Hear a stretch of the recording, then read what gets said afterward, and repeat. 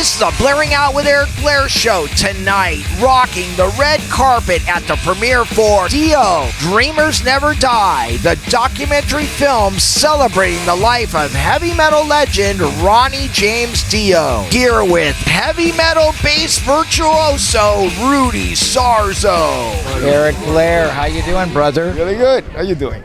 Great. We've done this before. We have many times. Many times. I've been in the industry for 35 years. So and you're a legend. So no. Do you like the word legend? No. Legend is kind of like, I don't know, a myth, a legend, a riddle, an enigma.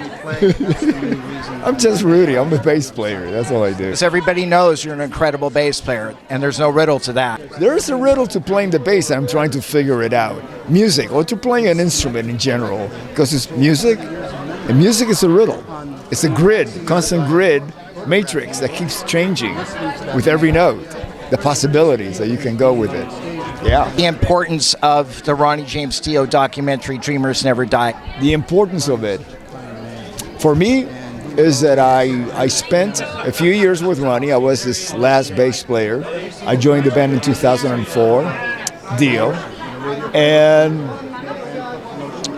I used to pick his brain as a fanboy that I am when we were on tour, you know, how he did things, you know, or what happened, you know, some historical moments, you know, because he has such an incredible career, you know, from Rainbow, Elf, Black Sabbath, Dio, and it was like everything was magnificent. Everything he did was like the best of the best. So it's kind of like, okay, during this, how was it?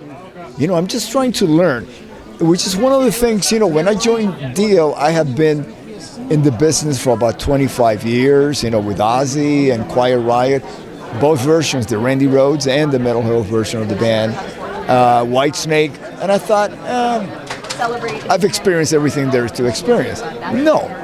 Once I joined Dio, it was like a whole new level. Really? Oh yeah. I learned so much from Ronnie. Because remember, Ronnie, okay, of all the singers I've ever worked with, he was the musician singer. He started out playing trumpet, classical trumpet, then transitioned to the bass guitar. He knew music, he knew how to read music, composition, theory, all of that. He knew that. And then the voice became his instrument, his main instrument. But I would go to his house. We lived pretty close, about 15 minutes from each other. And he would say, "Sit down, kid." And he would play me a demo that he would do all by himself. He played every single instrument, and of course he sang on it. And I'm going, amazing, you know. And I miss that. I really do. Tell me two things that you learned from Ronnie that you hadn't learned before in your career.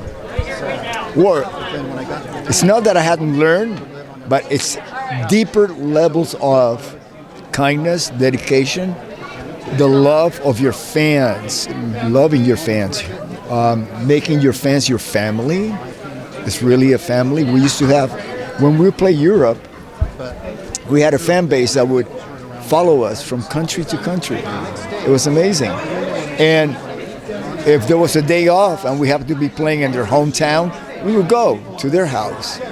You know, it was that love and adoration of the fans, you know. When I first joined the band, it was pretty much what it was like with Ronnie backstage after the show. His personal assistant would come in and say, "Ronnie, there's some people here to see you." And Ronnie would go, "Oh, I'm tired. Okay, let me go." So he would go out, and I would get myself, you know, ready. Then I'd join him. And he's like meeting everybody. "Hey, Billy, how's your cousin Joe?" And he remembered everybody's name. And you know, 3 hours later, he would still be hanging with them. You know, he would grab one beer and nurse that beer the whole night. He wouldn't drink the whole thing, just keep it, hold it. Yeah, I never saw him drunk. I never saw him out of it. Never, ever. He would just hold that beer and just take a sip. And then, you know, at the end of the night, just go to sleep. You know, so I thought, okay, there's got to be a trick to this name, remember people that you met like a couple of years ago. he did that every single night. The highlight of your time with Ozzy? Playing with Randy. Yeah, of course. What did you love most about Kevin DuBrow? His sense of humor. I used to live with Kevin right before I joined Ozzy. We had a great time, great sense of humor, and incredibly kind and generous. You know what? I loved Frankie Banali too. What a kind person. Yeah. So what did you love most about Frankie Banali? His brotherhood, his friendship. I met him on my birthday, November 18, 1972. And we started playing pretty much immediately after that. And so this year it would be 50 years. 50-year-long friendship, and we left Florida together. We played in the Midwest in clubs together. Then we moved together to LA. And finally, 10 years after we met, we were in the studio 40 years ago this year recording Mental Health. But a lot of people don't know that Frankie Banali played the drums on the Hughes Thrall record, and he also played on the Billy Idol single. Yeah, Money Money. And a couple of others that he's not credited for, yeah. Rudy, are there any, real quick, and then we got to let you go, are there any secret studio sessions you've done that we on hits that we would not be aware of? Oh, there's a few.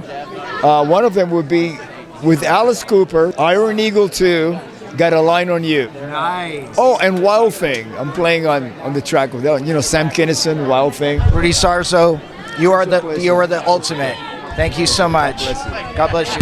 The Blairing Out Show.